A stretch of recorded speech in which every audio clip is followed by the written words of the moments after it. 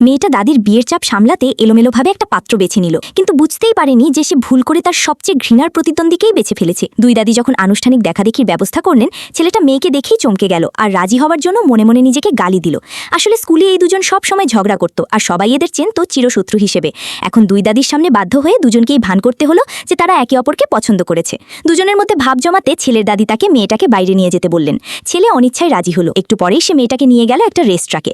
ছেলেকে রেস করতে দেখে মেয়েটার হঠাৎ মনে হলো ছেলেটাকে বেশ হ্যান্ডসাম লাগছে, কিন্তু ছেলে মেয়ের হাসি দেখে ভুল করে ভেবে বসলো সেও গাড়ি রেসিং ভালোবাসে।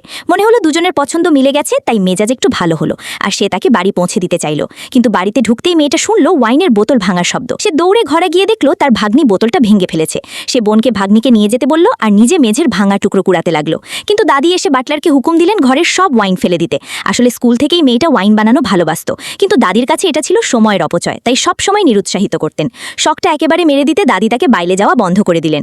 এই আঘাত সহ্য করতে না পেরে মেয়েটা জ্ঞান হারিয়ে ফেলল। জ্ঞান ফিরতে দেখলো তার সব ওয়াইন বানানোর সরঞ্জাম ইতিমধ্যে ফেলে দেওয়া হয়েছে। বুক ভাঙা কষ্টে সে তার প্রিয় ওয়াইনটা বের করে একা বসে মন ভোলাতে লাগলো। হঠাৎ ছেলেটা তার ঘরে এসে হাজির। সে বাড়ি ফিরতেই তার দাদি তাকে জানালেন মেয়েটাকে শাস্তি হিসেবে ঘরবন্দি করা হয়েছে। মেয়েটার কথা ভেবে তার দাদি তাকে পাঠালেন খোঁজ নিতে। মেয়েটা মনে মনে ছুঁয়ে গেল আর প্রথমবারের মতো তাকে বাইরে নিয়ে যাওয়ার জন্য ধন্যবাদ জানালো। ছেলে মেয়েটার দাদির জন্য উপহার নিয়ে এলো। তারপর মেয়েটাকে বইয়ের দোকানে নিয়ে যাওয়ার প্রস্তাব দিল। দাদিও রাজি হলেন, কিন্তু বের হয়ে তারা বইয়ের দোকানে না গিয়ে কিনে আনলো নতুন ওয়াইন বানানোর সরঞ্জাম। এই প্রথম ছেলেটা সত্যিকার অর্থে তার শখটা বুঝলো আর মনে হলো বিষয়টা বেশ দারুণ, যা মেয়েটাকে অবাক করে দিল। কেনাকাটা শেষে বাড়ি ফেরার পথে হঠাৎ মেয়েটার আরেক শত্রুর সামনে পড়ে গেল। প্রতিদ্বন্দ্বী তাকে বিদ্রুপ করে বলল সে অবৈধ সন্তান আর পরিবারের মুখে কালি লেপতে বাইরে না বেরোতে।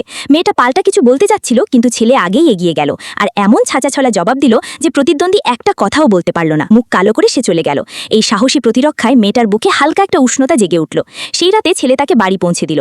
মেয়ে যেতে যেতে ছেলে থামিয়ে বলল একটা ছবি তুলতে হবে। মেয়ে সঙ্গে সঙ্গে না করলো, কিন্তু ছেলে বলল এটা দাদির কাজ, করতেই হবে। সে তার কাঁধে হাত রেখে ছবি তুলল। দুজনে একসাথে মুখ ঘোরাতেই প্রায় চুনো খেয়ে ফেলছিল। এত কাছাকাছি হয়ে দুজনেই লজ্জায় লাল হয়ে গেল। বন্ধুরা, এই দুই চিরশত্রু কি শেষমেশ প্রেমে পড়বে?